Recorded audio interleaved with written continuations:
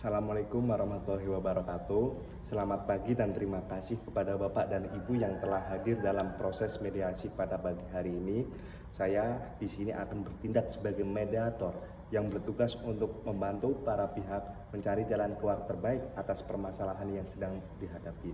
Sebelum kita mulai, saya persilahkan untuk masing-masing dari pihak untuk memperkenalkan diri terlebih dahulu. Assalamualaikum warahmatullahi wabarakatuh. Perkenalkan, nama saya Sylvia. Saya istri dari Bapak Rifki. Saya mempunyai seorang anak. Assalamualaikum warahmatullahi wabarakatuh. Perkenalkan, saya Bapak Rifki. Saya suami dari Ibu Silvi. Sebelum memasuki pokok permasalahan, saya perlu menjelaskan beberapa hal penting terkait proses mediasi ini. Mediasi ini merupakan upaya penyelesaian sengketa melalui musyawarah untuk mencapai kesepakatan bersama. Saya sebagai mediator bersifat netral, tidak memihak salah satu pihak, dan tidak memiliki kewenangan untuk memutus perkara. Tugas saya hanya membantu Bapak dan Ibu untuk menemukan solusi yang terbaik. Saya juga berharap selama proses mediasi berlangsung, kita dapat saling menghormati, tidak saling menyela saat berbicara, dan menjaga suasana tetap kondusif. Apakah Bapak dan Ibu memahami dan menyetujui aturan tersebut? Saya memahami dan saya menyetujuinya. Iya, saya juga memahami dan saya menyetujuinya. Untuk memulai, saya persilahkan Ibu Silvi terlebih dahulu untuk menjelaskan alasan mengapa mengajukan gugatan cerai. Terima kasih atas kesempatannya. Sebenarnya keputusan untuk mengajukan gugatan cerai bukanlah keputusan yang mudah bagi saya. Saya dan Pak Rifki itu sudah menikah selama 15 tahun dan dikaruniai 2 orang anak yang sangat kami sayangi. Selama bertahun-tahun saya berusaha untuk mempertahankan rumah tangga saya.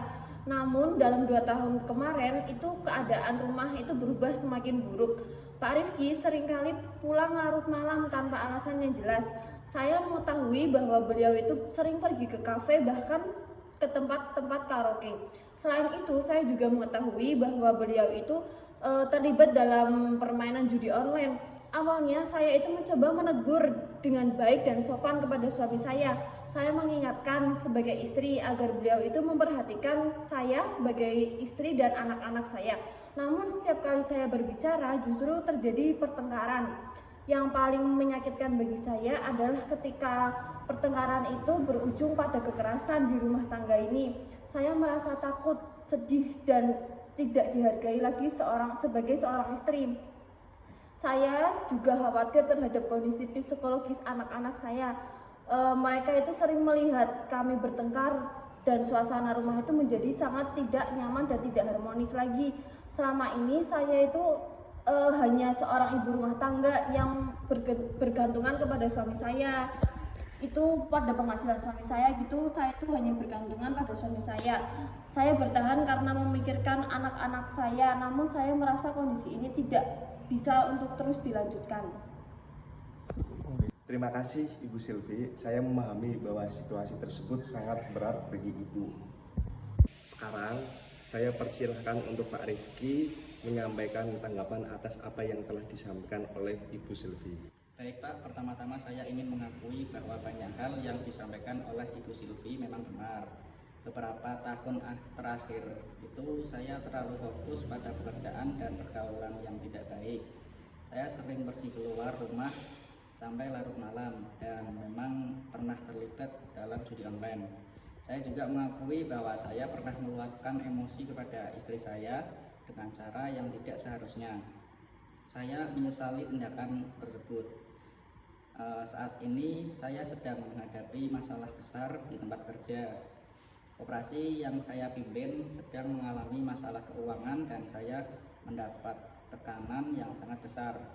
Namun saya sadar bahwa semua itu tidak dapat dijadikan alasan untuk menyakiti keluarga saya. Saya masih mencintai istri dan anak-anak saya, dan saya tidak ingin rumah tangga kami berakhir dengan perceraian. Saya juga ingin diberi kesempatan untuk memperbaiki kesalahan saya. Baik, setelah mendengarkan kedua belah pihak, saya mencoba merangkum beberapa pokok permasalahan yang sedang terjadi. Yang pertama, yaitu adanya kebiasaan dari Pak Rifki yang sering pulang larut malam. Yang kedua, keterlibatan Pak Rifki dalam aktivitas judi online. Yang ketiga, adanya tindakan kekerasan dalam rumah tangga yang menyebabkan Ibu Silvi merasa tidak aman. Yang keempat, hilangnya kepercayaan dan keharmonisian dalam hubungan suami istri. Yang kelima, dampak permasalahan rumah tangga terhadap kondisi anak-anak. Apabila Bapak dan Ibu sepakat, apakah poin-poin tersebut merupakan inti dari permasalahan yang sedang dihadapi? Ya, saya setuju. Ya, saya juga setuju. Ibu Silvi, apabila melihat ke depan, apa yang sebenarnya paling Ibu harapkan dalam rumah tangga ini? Saya hanya ingin hidup yang tenang. Saya ingin memiliki keluarga yang harmonis dan lingkungan yang aman bagi saya dan anak-anak saya. Saya ingin suami saya itu benar-benar berubah, bukan hanya sekedar janji. Baik, Pak Rifki, apa yang Bapak harapkan? Saya ingin mempertahankan rumah tangga saya. Saya juga ingin memperbaiki hubungan dengan istri dan anak-anak saya. Saya sadar saya telah melakukan banyak kesalahan dan saya ingin membuktikan bahwa saya masih bisa berubah. Pak Rifki, langkah konkret apa yang bersedia Bapak lakukan agar Ibu Silvi dapat kembali percaya terhadap Bapak? Baik Pak, saya bersedia menghentikan seluruh aktivitas judi online saya.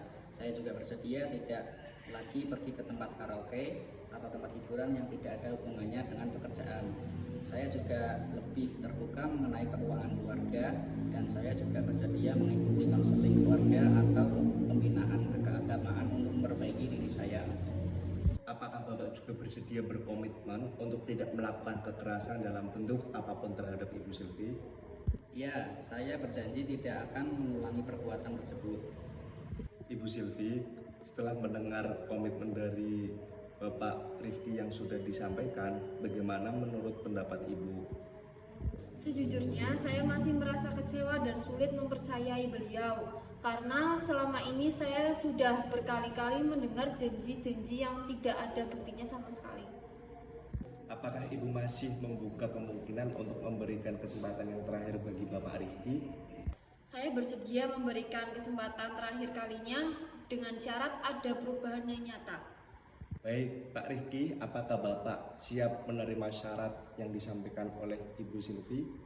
Ya, saya siap. Saya akan membuktikan melalui tindakan, bukan hanya kata-kata. Baik, berdasarkan hasil musyawarah, para pihak menyepakati bahwa beberapa hal berikut. Yang pertama antara lain yaitu Pak Rifki menghentikan seluruh aktivitas judi online. Yang kedua, Pak Rifki tidak melakukan kekerasan dalam bentuk apapun terhadap Ibu Silvi. Yang ketiga, Pak Rifki mengurangi aktivitas di luar rumah yang tidak ada kaitannya dengan pekerjaan. Yang keempat, Pak Rifki lebih terbuka mengenai kondisi keuangan keluarga. Yang kelima, Pak Rifki mengikuti konseling keluarga untuk pembinaan yang dianggap perlu. Yang keenam, kedua pihak berkomitmen untuk memperbaiki komunikasi dalam rumah tangga. Yang ketujuh, kedua pihak mengutamakan kepentingan dan kesejahteraan anak-anak. Yang kedelapan, Ibu Silvi bersedia menunda proses perceraian dan memberikan kesempatan kepada Bapak Rifki untuk memperbaiki diri. Dari hal-hal yang saya rangkum tersebut, apakah isi kesepakatan ini dapat disetujui oleh kedua pihak? Baik, terima kasih. Saya setuju. Ya, saya juga setuju, Pak. Alhamdulillah, setelah melalui proses mediasi, para pihak berhasil mencapai kesepakatan bersama. Saya berharap kesepakatan ini dapat dilaksanakan dengan sungguh-sungguh dan penuh tanggung jawab. Pak Rifki, kesempatan ini yang sudah diberikan oleh Ibu Silvi merupakan kesempatan yang sangat berharga. Saya berharap Bapak dapat membuktikan perubahan yang telah dijanjikan. Ibu Silvi, semoga proses ini menjadi langkah awal untuk memperbaiki hubungan keluarga dan memberikan lingkungan yang lebih baik bagi anak-anak.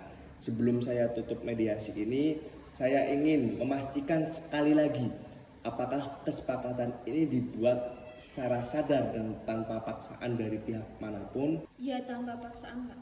Ya, saya juga tanpa paksaan, Pak. Baik, proses mediasi ini saya anggap berhasil dan sudah selesai. Terima kasih banyak. Wassalamualaikum warahmatullahi wabarakatuh.